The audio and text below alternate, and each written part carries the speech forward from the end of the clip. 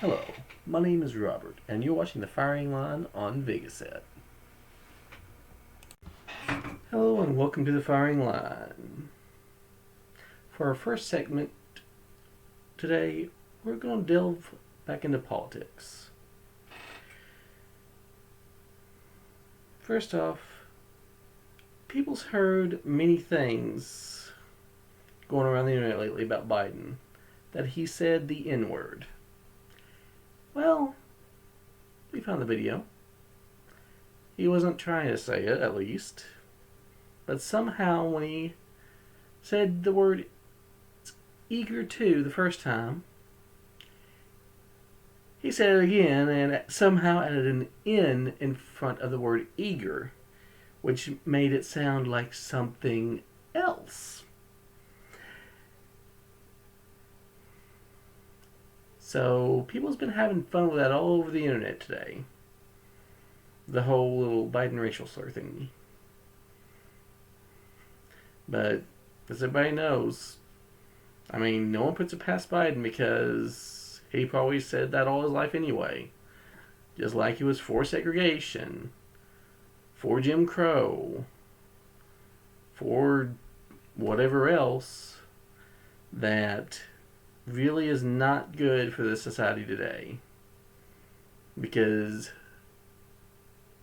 everything that's been about saying that people are different from each other is insane. Absolute crazy. Because, as one of my famous quotes have always said, there is no race but the human race, as we are all from the line of Noah. Hashtag line of Noah, hashtag human genome project. And yes, I have to put the hashtags in there. But now, everyone's heard about Texas, and then a few days ago, all the media reported Biden is doing a disaster declaration and helping Texas.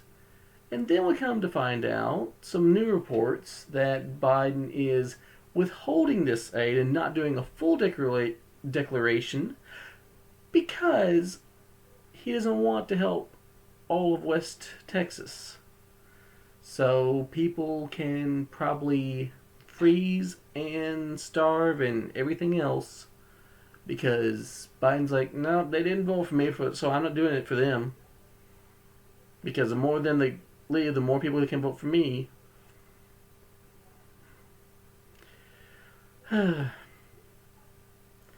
Yeah, Biden seems very sinister for that. A lot of stuff's getting worse. Anyway, I wonder how long till Kamala takes over.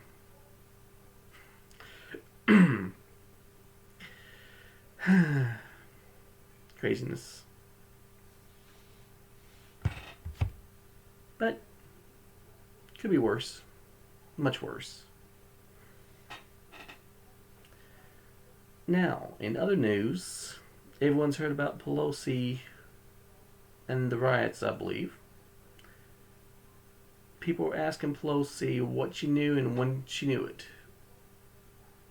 The FBI have verified that the rioters and everything was pre-planned. So it wasn't some spontaneous event. So people are looking into who started this, who helped them, and what's going on. So we'll delve into that a little bit. Remember back at the impeachment, they were going to do witnesses, and Trump's lawyers said, okay, we'll put Pelosi on the stand. Let's find out what she knew and when she knew it. And then the Democrats were like, no, let's not do that. Okay, no witnesses, we're done, let's end this. So, what happened? They didn't do witnesses, and Trump was acquitted. All because Pelosi was going to have to take the stand and tell people what she knew and when she knew it, or incriminate herself by using the Fifth Amendment, by pleading the Fifth, or something like that. Think about this.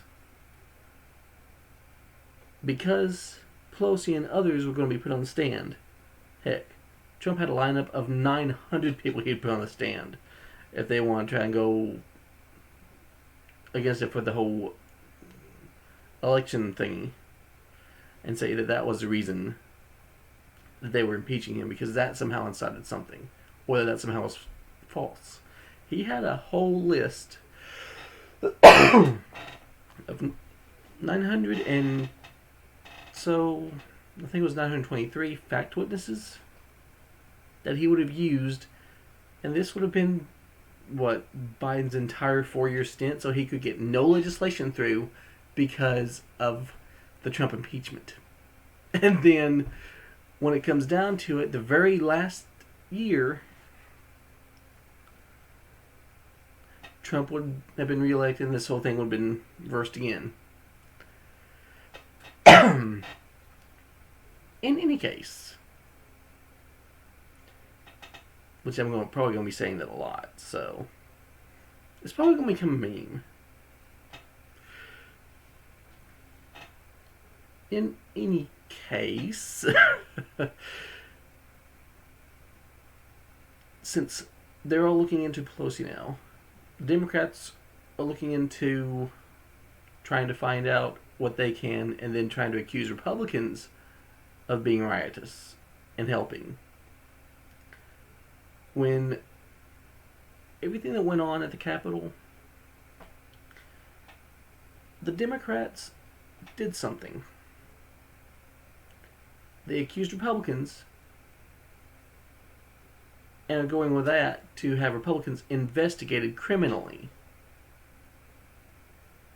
And there are people asking, what did Pelosi know and when she know it?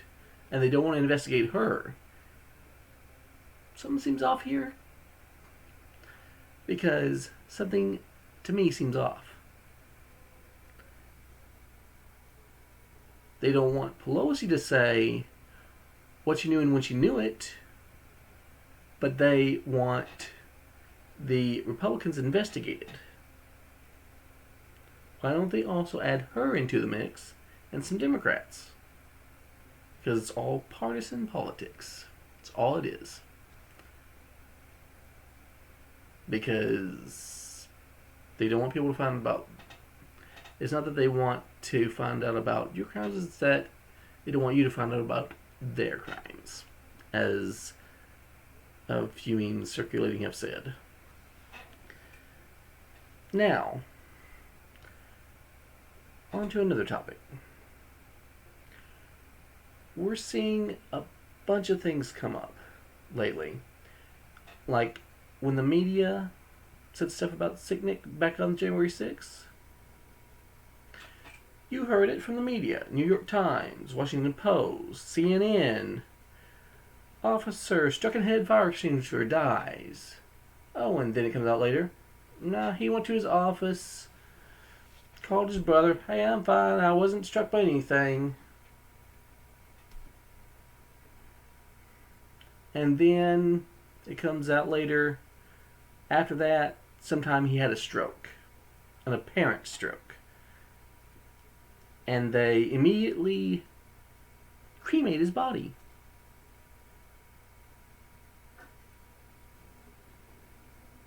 So, even that, something seems off. But the big point is, the media said something and had to retract it.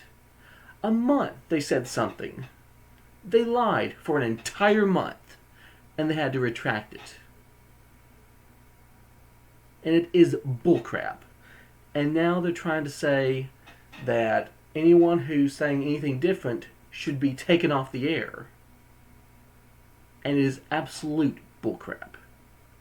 Whenever you lie and then you try to take someone else off the air because they're telling the truth, that is fascist. And that is Gaslight Central right there. What is it that they don't want you to know?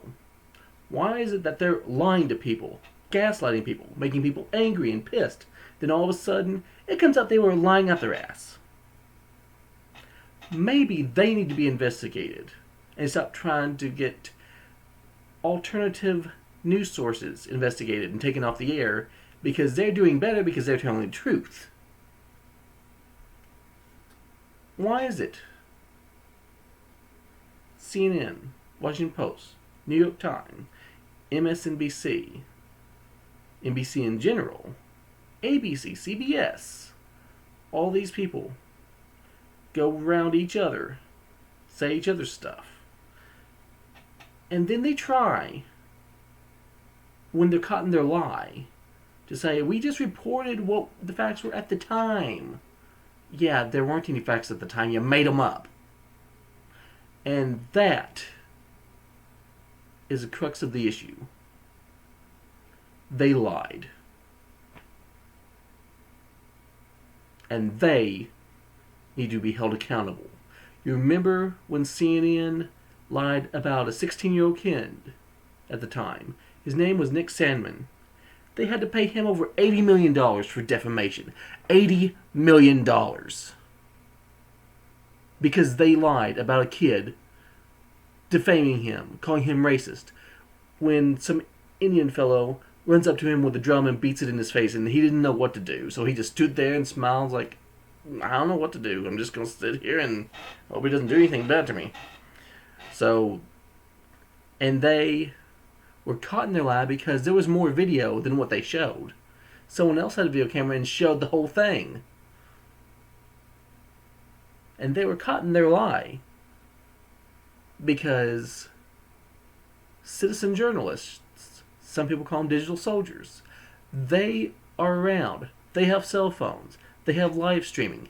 They can show the truth where the media only wants to show a false narrative. And it is bullcrap what they're doing. The media should be ashamed of itself. And now we're coming to a new point. Social media is doing fact-checking, and the fact-checking is proving false too. Because it's all for a narrative. People just want to say, hey, look at this. And then the fact checker's like, don't look at this video, it's all fake.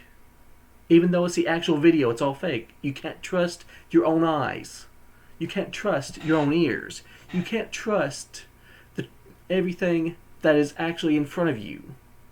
And it is absolute bullcrap. Because they're trying to lie just to make themselves look better. The media needs to change or become obsolete. Because now we're to a new standing where people can do what is right and provide truth, facts, evidence that the media denies and hides. And the social medias, such as YouTube and Facebook, also have issues, which we'll talk about in our next segment, our tech segment.